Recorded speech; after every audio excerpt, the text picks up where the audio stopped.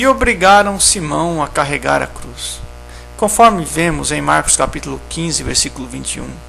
E constrangeram um certo Simão, Cirineu, pai de Alexandre e Rufo, que por ali passava, vindo do campo, a que carregasse a cruz.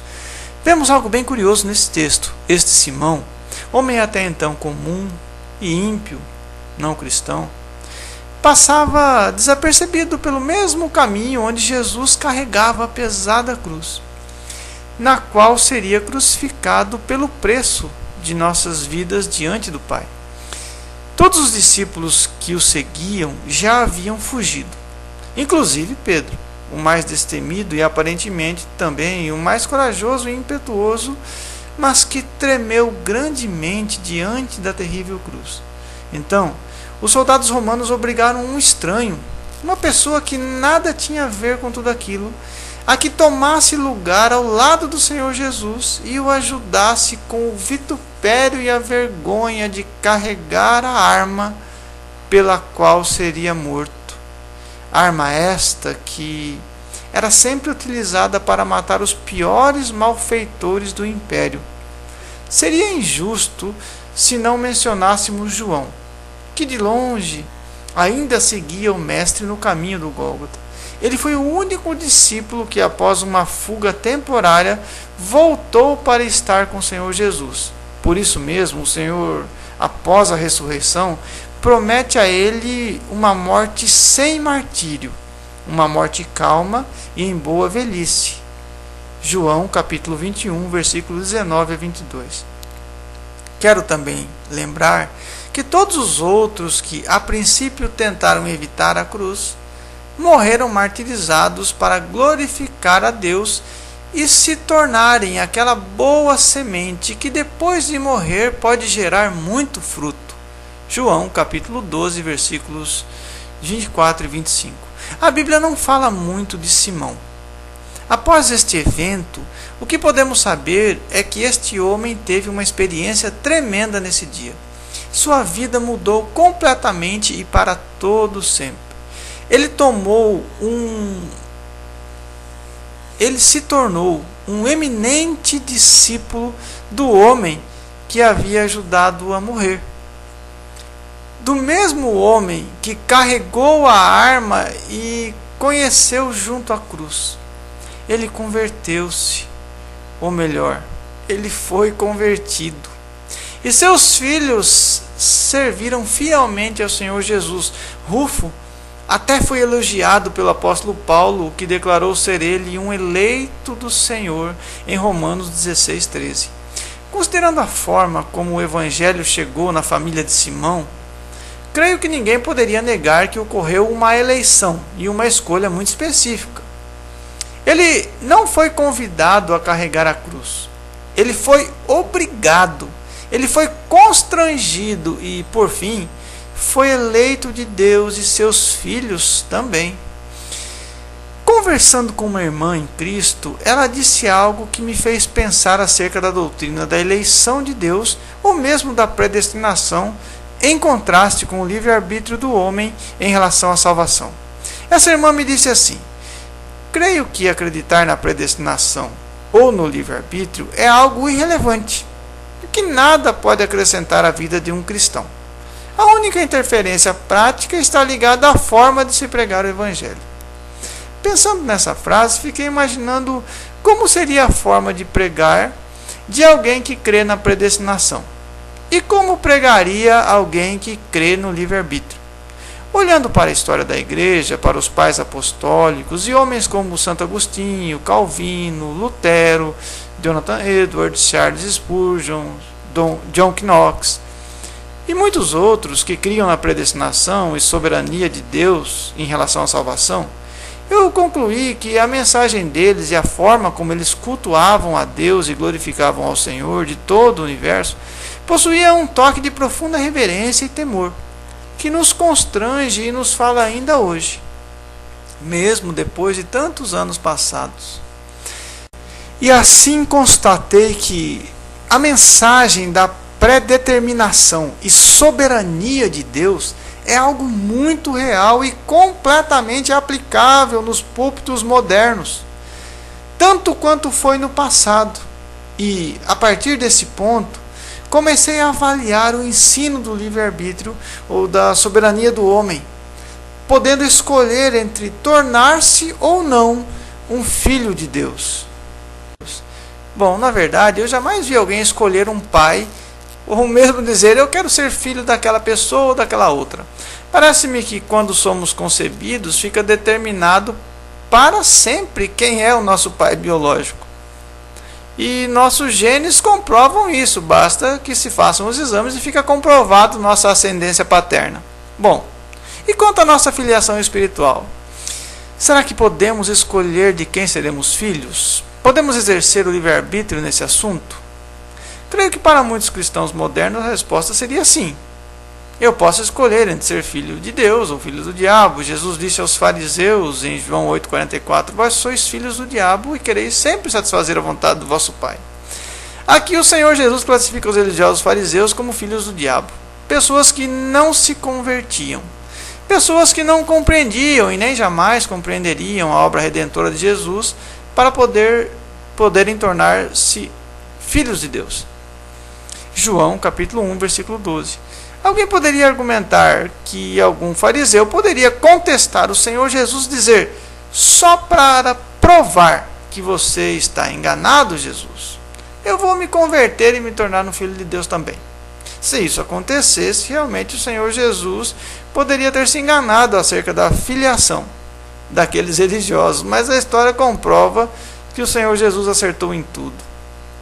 Tudo o que ele disse se cumpriu ou está se cumprindo. Aqueles fariseus não tiveram chance de mudar de opinião e se converter, porque o Senhor Jesus disse aos discípulos: porque a vós é concedido conhecer os mistérios do reino dos céus, mas a eles não lhes é dado. Mateus capítulo 13, versículo 11. A mensagem acerca dessa nossa dependência tão completa de Deus, que até para desejar ser salvo dependemos dele para nos convencer, é algo verdadeiramente muito ofensivo para o nosso ego. Faz com que sejamos como crianças completamente incapazes e dependentes de nosso Pai. Ficamos tão humilhados e desqualificados, tão sem respeito próprio. É como se eu tivesse que reconhecer que sou um miserável viciado e que sem ajuda não posso me libertar e nem mesmo desejar ser liberto dos vícios hediondos e escravizadores. A natureza do homem se revolta diante de tamanha afronta. Então, em uma resposta direta, dizemos: eu tenho muita maldade na minha carne, mas há ainda uma parte boa, santa e justa, que me ajuda a exercer o livre-arbítrio em favor de Cristo. Eu posso desejar ser salvo e com um empurrãozinho do Espírito Santo eu me converto. Eu posso ajudar o Senhor porque Ele encontrou algo de bom na minha alma e potencializou essa boa natureza que faz uso do livre-arbítrio para concordar com Deus e me salvar. A partir desse conceito do livre-arbítrio, surgiram novas e criativas diretrizes para a moderna igreja. Muitos se levantaram para defender o direito do homem e a glória da humanidade, que não pode mais admitir uma salvação tão humilhante como aquela defendida pela predestinação, onde somente Deus escolhe, humilha, convence e salva. Deus leva então todo o crédito, manipula, estipula e ajusta todas as coisas. Como crianças incapazes de qualquer reação, somos impelidos para o refúgio dos braços dele, que nos disciplina e açoita quando demonstramos qualquer rebeldia ou falta de confiança em seu plano soberano. Se admitirmos isso, teremos que ser como Jonas, que ele colocou sobre a pressão das corrosivas substâncias digestivas do ventre do grande peixe, até que Jonas foi obrigado a arrepender-se. Depois, ainda levou Jonas a pregar um sermão curtíssimo de poucos segundos, que não poderia, humanamente falando, convencer ninguém com argumentos tão pueris. para completar.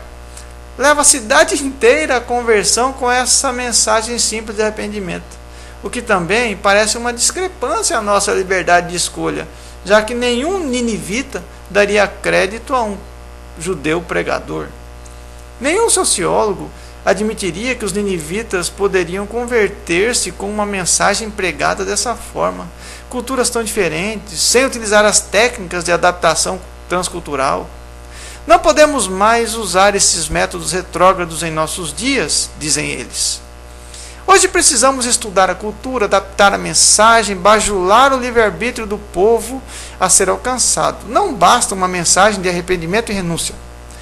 Enfim, a cidade toda se converteu, no caso de Jonas, tendo sido a conversão em massa mais espetacular em toda a história da humanidade. Mas isso foi com Jonas. Não tem a ver com a igreja moderna, dizem eles. Agora, os argumentos para convencer são outros, bem mais criativos e humanos. A ideia é agregar, nunca renunciar. Esses defensores do livre-arbítrio também afirmam que, entre a queda de Paulo no caminho de Damasco, sua cegueira e a oração de Ananias, houve algum momento que Saulo tenha escolhido tornar-se Paulo. E que não pode ter sido uma escolha exclusiva, soberana e determinante de Deus, que disse a Ananias: vá, ajude a Paulo, porque eu lhe mostrarei ainda o quanto convém que ele sofra por causa do meu nome e do Evangelho. Atos capítulo 9, versículo 15 e 16. O homem nem havia se convertido ainda e Deus já falava do quanto ele sofreria pelo Senhor. Certamente Deus não seria um tirano de agir assim. Foi Paulo que escolheu, dizem os defensores do livre-arbítrio. Nessa grande empreitada em defesa do direito e da participação do homem na obra da redenção e salvação individual, os defensores dessa ideia trouxeram à baila os modernos, inovadores e extravagantes meios de evangelismo e marketing evangélico. Baseado na empolgante faculdade de decisão e escolha que o homem tem, no que tange a sua salvação, os evangelistas adeptos desta ideia concluem que precisam ajudar o homem em sua decisão por Cristo. Assim, a propaganda e a técnica necessitam de grande precisão e bons argumentos. Precisamos atrair e convencer o homem. Dizer ao homem que o Evangelho fará dele um homem melhor, mais completo, mais realizado, mais aceito. No Evangelho você poderá fazer tudo o que você fazia antes, mas agora em um padrão mais elevado, com uma moralidade muito mais aceitável, podendo até influenciar na política, economia, tornando o mundo um lugar melhor e até tomando a cidade para Cristo. Veja que estamos lidando com homens que estão em busca do seu melhor eu, em busca de expor o que tem de melhor em si mesmos. Pessoas que exigem bons estímulos e bons argumentos. Assim, para estes, oferecemos a nova cruz, o novo estilo de ser um crente que exerceu e exercerá seu livre-arbítrio e seus maravilhosos potenciais a favor de Cristo. Como disse Tozer, a nova cruz não destrói o pecador, redireciona-o, aparelha-o para um modo de viver mais limpo e mais belo e poupa o seu respeito próprio. Aquele que é assertivo, ela diz, venha e afirme-se por Cristo. Ao egoísta declara, venha, exalte-se no Senhor. Ao que procura emoção viva, afirma, venha e goze a vibrante emoção do companheirismo cristão. O bom argumento é que a mensagem cristã se distorce na direção da moda em voga, para que se torne aceitável, agradável e convincente ao público. Todo o culto cristão ganha, então, nova roupagem humanista. Precisamos estudar e assimilar a cultura do povo que vamos evangelizar. Precisamos vestir o cristianismo com a roupagem da época e do povo que queremos alcançar. Essa é a armadilha. Eles se tornarão cristãos e nem se darão conta disso, tamanha a eficácia da técnica. O boxeador estará boxeando para Jesus, a dançarina dançando para Jesus. Os ritmos afros, os batuques e os birimbaus também estarão a serviço de Jesus. Enfim, toda a cultura e realizações humanas podem estar a serviço de Cristo e andando de mãos dadas com a igreja. Com esse argumento, ajustamos o culto cristão para o bem-estar e para a alegria dos clientes que, sem dúvida, nos escolhem por termos o melhor produto religioso. Falamos acerca das vitórias e conquistas sociais, acerca dos milagres e curas que confortam nossas vidas neste mundo. Falamos dos anseios familiares e de tudo que o povo quer e precisa ouvir para o engrandecimento e realização da humanidade plena. Não temos dúvidas que este é o segredo do sucesso e da mais plena contribuição do livre-arbítrio na igreja moderna e contemporizada com o mundo. Por este prisma, os defensores da predestinação e da soberania de Deus perdem completamente o seu espaço. Não dão lugar à criatividade, à espontaneidade e à supremacia da natureza humana. Não ajustam o culto à necessidade humana. Pelo contrário, prioriza Deus, exalta Deus. Em tudo depende humilhantemente de Deus. Até mesmo para as mais simples e banais decisões, consultam ao Senhor. O culto não fala aos homens e tem uma preocupação abusivamente teocêntrica. Desentroniza o homem por completo. Engrandece, exalta, enaltece e entroniza somente a Deus, a ponto de confiar que até as conversões e o crescimento da igreja dependem dele. Obviamente, aos olhos humanos, a predestinação soberana de Deus é uma grande ofensa e todas as forças da humanidade clamam pelo livre-arbítrio. E como disse a serpente a Eva, certamente não morrereis, porque Deus sabe que no dia em que comerdes, se abrirão os vossos olhos e sereis como Deus, sabendo o bem e o mal. Sereis como Deus. Gênesis capítulo 3, versículos 4 e 5. Sereis como Deus, vocês saberão fazer a escolha certa. Vocês saberão o que é bom e o que é ruim. Vocês terão, sem dúvida, a tão sonhada liberdade de escolha. Terão a independência de Deus. Serão livres e com muito livre-arbítrio. Concluo que a irmã, enfim, estava parcialmente correta e uma coisa que muda verdadeiramente no que tange a crença do livre-arbítrio é a forma de se pregar o Evangelho. Mas desejo acrescentar que, no meu ponto de vista, muda também a forma de se viver e praticar o Evangelho, e também a forma de se priorizar os métodos de Deus quanto ao convencimento do pecador, que deveria ser pelo Espírito e não pela propaganda. E como disse Paulo aos contradizentes, pode o vaso se voltar para o oleiro e dizer: por que me fizeste assim? Romanos capítulo 9, versículos 20 e 21. Que Deus muito os abençoe. Amém.